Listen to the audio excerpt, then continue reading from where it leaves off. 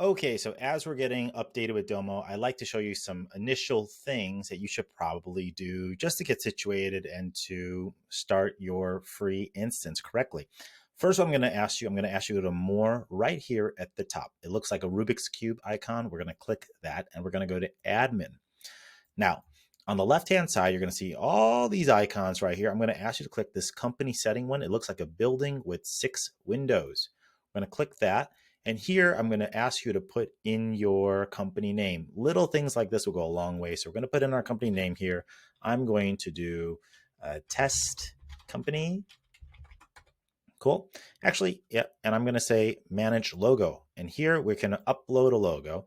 And you can pick any logo you want. I happen to have a Domo one right there. Open. And boom, we did it. Cool. Why does this even matter? Because if you are sending this out to people, if you're asking people to be included in your Domo instance, you want to be sure that they're in the right place. By putting your logo, people are very certain that they're in the correct area that you're going to. Because remember, you are sending out your subdomain. So your subdomain could be something like yourcompany.domo.com. You are not going to domo.com to log in. I've had a couple of people say they went to domo.com. They're like, I don't know where to log in, because it's like, that's not the right area. You have to go to your subdomain. That's your company name. Okay. So that's number one. Number two, right here, formatting. This time zone by default is UTC. That's British time. We do not want to use that unless you happen to live in England. We are going to pick our correct time zone because that's going to help us with how do we trigger data sets to be run and updated, all that stuff. I am in Chicago.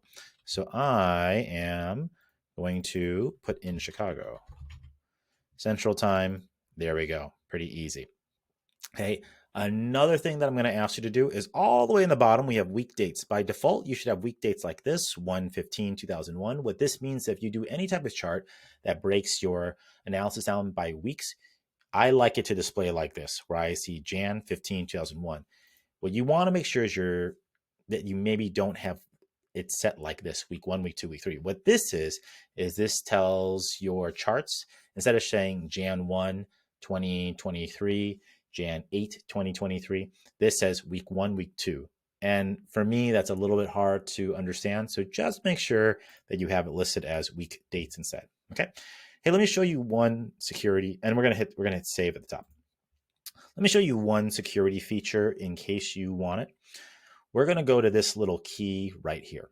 I'm sorry, we're going to go to this little lock right here.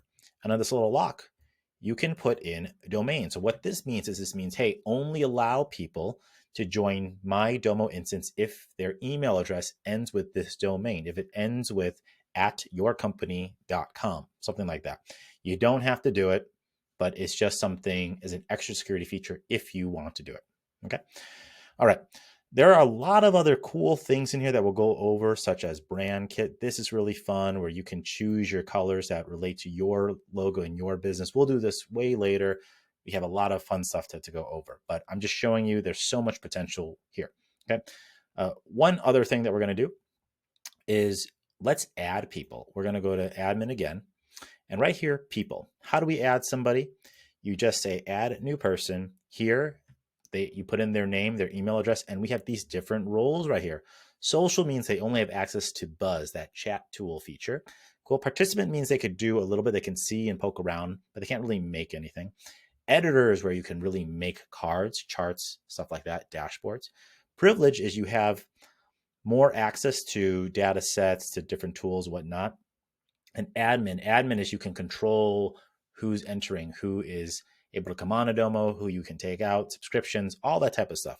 I would say if you're brand new during your free instance, editor is very good for other people that you want to give access to. Admin, be very selective about who has admin controls. Okay. That's all I'll say for that one. And if we want to later, there are definitely other specific roles that we can make. We can make custom roles for people. We will do all that stuff later. Anyway, giving you a lay of the land of here are the first things that I do whenever I set up Domo for myself or for other people who are using Domo for the first time. So remember, you can pause this video, rewind, watch it again, try it out, and I will see you in the next lesson.